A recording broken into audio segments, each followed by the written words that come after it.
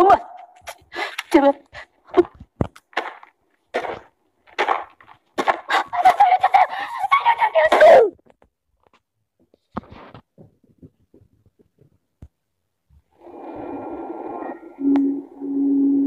Episode 3 film Squid Games ini dimulai dengan detektif Jung-woo yang sedang mengikuti para staf yang membawa para peserta ke suatu pelabuhan. Ia akhirnya memarkirkan mobilnya.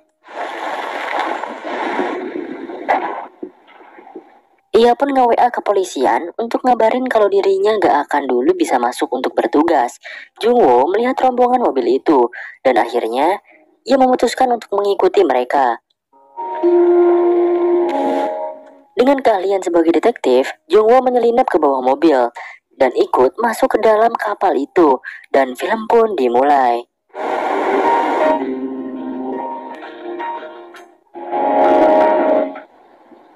Kembali kepada Jung-woo yang berhasil menyelinap ke dalam kapal itu, terlihat para staf mulai memeriksa para pemain dan menjalankan tugas-tugasnya.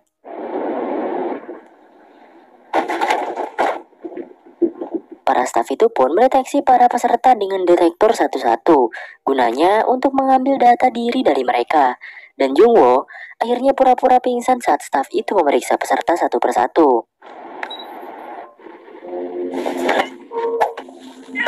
Akhirnya Jung-woo pun meringkus dan adu mekanik dengan staf yang memeriksanya. Beruntung, ia bisa membuat staf itu tak berdaya. Jung-woo pun menyamar menggunakan kostum staf itu. Ia juga membuang salah satu staf yang ia ringkus tadi ke tengah-tengah lautan. Saat Jung-woo membuangnya ke laut, ia hampir ketahuan oleh staf yang lainnya, dan ia pun beralasan mabuk lautan. Jung-woo pun diperintah untuk bergegas melakukan tugas-tugasnya.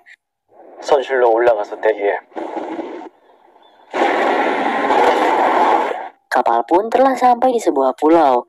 Para mobil pengangkut peserta juga mulai OTW ke tempat permainan. Di sini kita diperlihatkan semua peserta dibawa ke sebuah ruangan yang sangat besar. Di sana, para staf mengganti pakaian pemain, menyita semua barang yang dibawa oleh para peserta. Sae-byok yang sedari tadi cuma pura-pura pingsan menggunakan keahliannya yaitu mencopet. Ia mengambil pisau atau cutter yang ada di saku para staf. Kita diperlihatkan Gi-hun yang membangunkan si kakek. Awalnya, Gi-hun ngira kalau si kakek ini udah tewas. Tapi untungnya, ia bangun. Si kakek tampak senang karena Gi-hun ikut permainan ini lagi.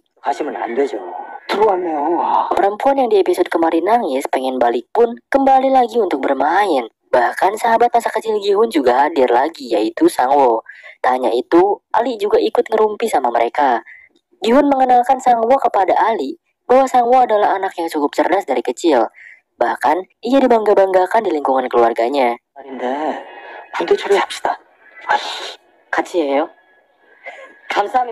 Mereka pun akhirnya memutuskan untuk membuat grup atau tim yang berisikan Gi-hun, Sang-woo, Ali, dan juga si kakek. Kemudian di sisi lain, Bang Jabrik lagi ngajak Sae-byok untuk gabung ke kelompoknya. Tapi Sae-byok menolaknya karena menurut Sae-byok Bang Jabrik itu orangnya licik. Ia akan mengambil segalanya dan mengorbankan segalanya demi dirinya sendiri.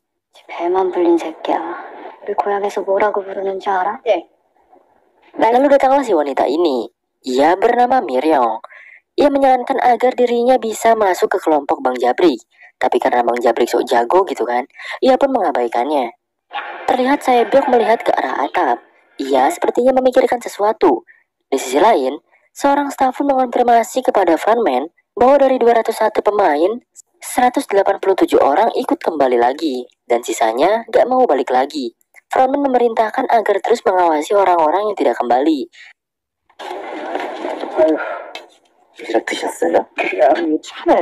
Tim Gi-hun pun diberikan nasi kotak satu persatu. Mereka berempat pun saling bercanda satu sama lain. Akhirnya, Gi-hun memulai ke topik selanjutnya. Ia bertanya kira-kira untuk tantangan permainan apa yang akan dimainkan selanjutnya. Menurut Gi-hun, yang jelas permainan selanjutnya pasti permainan anak-anak tradisional Korea.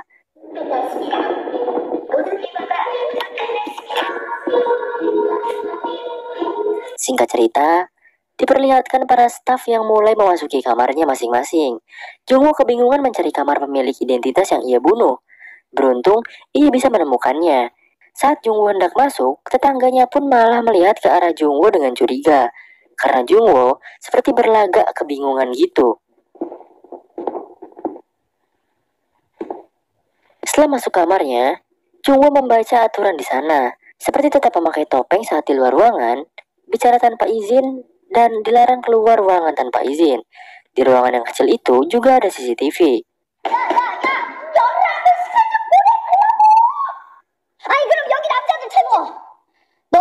Saat jam-jam tidur malam, Miryong malah teriak-teriak kayak orgil. Ia meminta izin untuk buang air ke toilet, tapi staf yang menjaga tak mau mengizinkannya. Ryung akhirnya kesal dan berusaha untuk buang air di tempat itu juga. Karena terpaksa, akhirnya staf pun membolehkannya. Saat hendak masuk, Saebyok malah ikut-ikutan buang air. Dan ya sudahlah, mereka buang air kecil berdua. Di sisi lain, Jungwoo diberi makan oleh staf lain. Dan ia terpaksa harus membuka topengnya. Ternyata di balik semua itu, ada para staf yang lain yang sedang mengawasi staf-staf itu di CCTV-nya. Setelah sampai di toilet, Ryong ternyata tidak buang air kecil. Ia mengeluarkan suatu benda yang ia sembunyikan di celana dalamnya. Atau lebih dalam lagi, ternyata benda itu isinya rokok plus dengan korek apinya. Saebyok masuk tanpa permisi ke toilet Ryong. Ia berencana akan naik ke atas atap untuk mencari informasi. Ryong membantu Saebyok dengan mengulur waktu.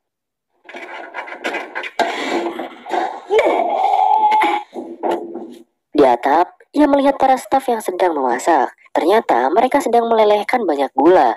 Entah apa yang mereka buat gitu kan.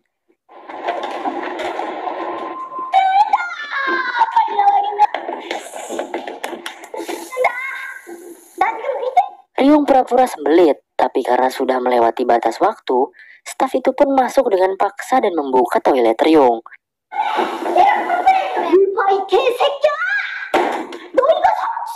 Beruntung Saebyok sudah turun, dan mereka berhasil mengelabui staf itu walaupun atapnya tak sempurna dibetulkan.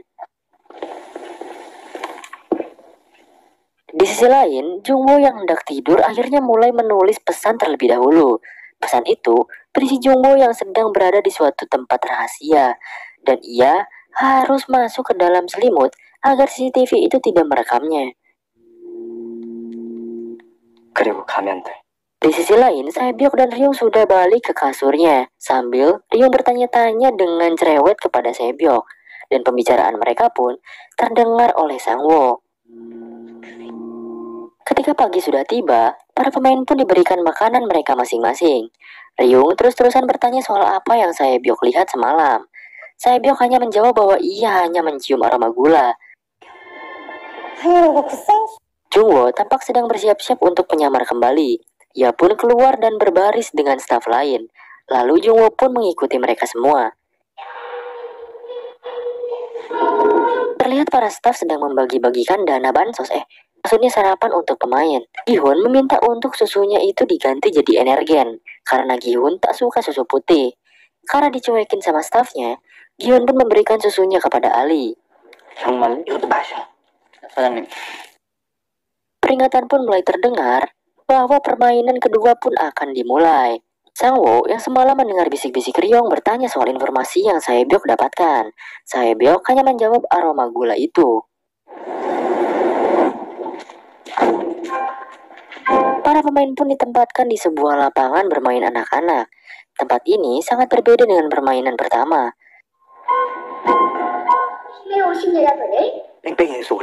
Sangwoo mulai menganalisis dengan pikirannya perihal yang dikatakan Saebyok. Ia akhirnya mengingat-ingat masa lalunya. Di ingatannya itu, ia melihat anak-anak yang sedang membeli permen gula.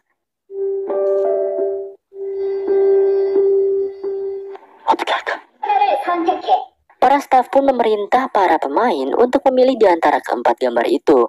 Lingkaran, segitiga, bintang, dan payung. Sangwoo menyarankan mereka berempat untuk berpencar. Ali memilih bulat. Sangwoo memilih segitiga, Gi-hun memilih payung, dan si kakek memilih bintang.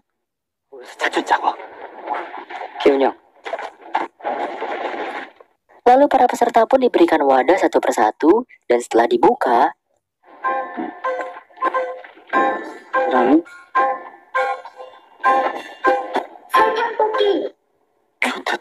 Ternyata benar saja perkiraan Sang Wo. Isinya adalah permen gula.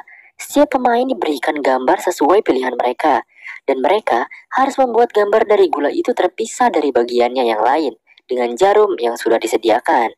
Sialnya, Gihun malah memilih payung di mana payung akan jauh lebih sulit dari yang lainnya. Permainan pun dimulai. Mereka semua berusaha memisahkan bentuk gambar dari gula-gula itu dengan fokus. Jika mereka gagal, mereka akan ditembak mati oleh staf. Atau jika mereka belum selesai sesuai waktu yang ditentukan, mereka akan ditembak mati juga. Cyborg yang dapat segitiga mulai fokus mengerjakannya. Bahkan, Sang Wo pun berhasil memotek sisi dari segitiga itu dengan jantung yang sangat berdebar-debar. Ali juga berusaha sedikit demi sedikit memotek bagian sisi dari gula itu. Bahkan si kakek, dengan gemetarannya, ia berusaha menipiskan garis bintang dari gulanya. Bahkan Kyun dengan paniknya berusaha serupa. Ia memotek sedikit demi sedikit dengan sangat-sangat gugup dan gemetar. Bahkan staf pun memperhatikannya.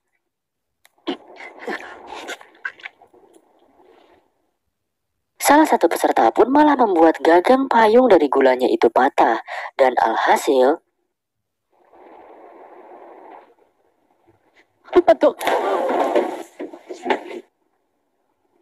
ia pun tewas.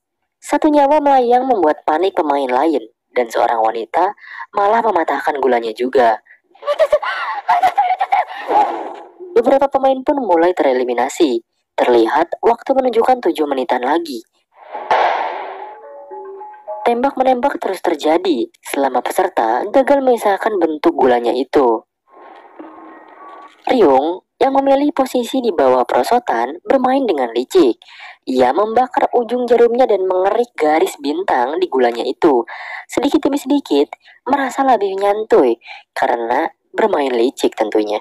Ia memperhatikan si Bang Jabri yang udah malu-maluin dirinya yang lagi kesusahan dengan gulanya itu.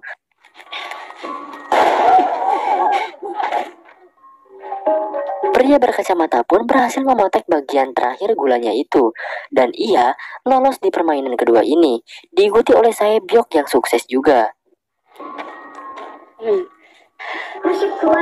Ali akhirnya berhasil membuat lingkaran dari gula itu, walaupun ia tak percaya bisa melakukannya. Permainan terus berlanjut di mana yang berhasil dan tereliminasi tetap selalu berdampingan. Di sisi lain, Jungwoo yang sedang menyamar dideteksi oleh staf lain. Staf itu menanyakan apa tugas Jungwoo. Jungwoo bingung mau jawab apa gitu kan. Akhirnya staf itu pun menegaskan kalau Jungwoo bertugas membersihkan mayat setelah permainan. Dan setelah selesai bertugas, staf tadi ingin berbicara serius soal kebingungan Jungwoo. Pemain yang berhasil pun digiring ke tempat lain. Sedangkan karakter utama kita yaitu Gihun sedang bersusah payah memotek-motek garis payung dari gulanya itu. Waktu menunjukkan 3 menit. Membuat Gihun semakin panik dan panik kalang kabut sampai bulu bool merinding. Sehingga ia pun mengeluarkan keringat di mana keringat itu menetes ke gula yang ia pegang. Ia pun sadar bahwa gula jika terkena air akan larut, bahkan gula yang sudah beku seperti permen ini akan mudah menipis karena air. Uniknya lagi, garis payung di gula itu pun lebih tebal dari sisi gula yang lainnya. Sehingga Gihun pun menjelati gula itu agar mempercepat penipisan. Ryung tampaknya cukup berhasil dan membuat bintang sempurna dengan api dan kecurangan yang ia lakukan. Ia dengan santai menyerahkan hasilnya itu kepada staf dan memakan hasilnya itu dengan santuy. Bang Jabrik yang lagi panik-paniknya malah melihat korek api Ryung jatuh di sisinya. Ryung memberi kode untuk menggunakan korek itu, dan Bang Jabrik langsung memungutnya dan menggunakan korek itu seperti Ryung. Sedangkan Gihun masih terus-terusan menipiskan gulanya. Peserta yang lain tampak heran dengan kelakuan Gihun. Akhirnya pemain lain malah ikut-ikutan menjelati gula mereka. Bahkan hal ini membuat aneh staf di sana. Waktu menunjukkan 50 detik lagi. Bang Jabrik berhasil memisahkan gulanya itu. Begitu juga dengan kakek yang cukup baik tanpa kecurangan dalam bermain dan membuatnya lega. Waktu tinggal beberapa detik terakhir. Gihun terus menjelati gulanya hingga tipis, tapi akhirnya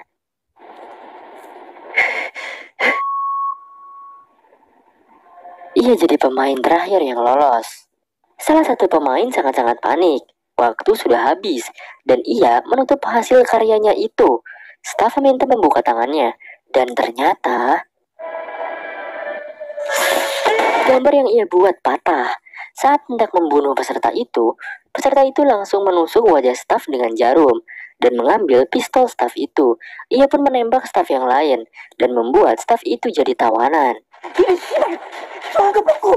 Hal ini membuat frontman harus turun tangan. Orang-orang yang tidak tepat waktu pun langsung ditembaki oleh para staf dan membuat panik orang-orang di luar. Para staf pun mengarah ke pria ini. Pria ini menodongkan dan melintas staf yang ia tawan, membuka topengnya agar pria itu bisa melihat wajahnya. Staf itu pun membuka topengnya dan melihat ke arah pria itu. Tampak pria itu kaget karena staf itu adalah pria muda. Setelah melihat wajahnya, pria itu pun menembak kepalanya sendiri dan tewas. Frontman yang turun ke lapangan langsung menembak staf yang membuka topengnya sendiri. Frontman menjelaskan jika para peserta tahu wajah kalian, kalian akan mati. Jungwoo pun mengambil topeng dari staf yang sudah tewas. Topeng itu memiliki gambar kotak, sedangkan yang dipakai oleh Gi-hun saat ini adalah bulat. Dan episode 3 pun berakhir. Apakah Jungwoo akan ketahuan menyamar oleh atasan staf di sana? Permainan apa lagi yang akan mereka lakukan? Dan siapa yang akan menjadi pemenang? Akankah Gi-hun mati, si kakek yang mati, atau malah Sang-woo yang dengan kecerdasannya yang menang? Kita lanjut ke episode 4.